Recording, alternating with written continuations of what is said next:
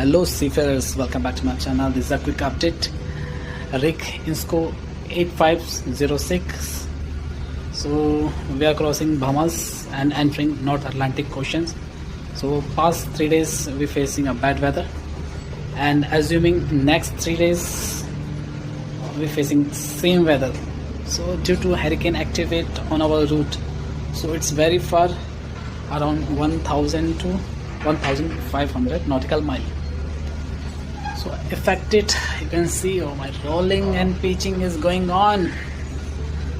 So North Atlantic Oceans is a very risky, man, very risky. So if you are towing, it's very bad.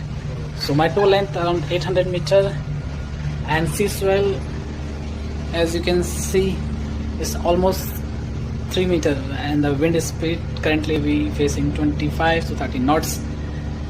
So take care all seafarers if you are passing this location. So stay tuned for more updates. Jai Hind, Jai Bharat.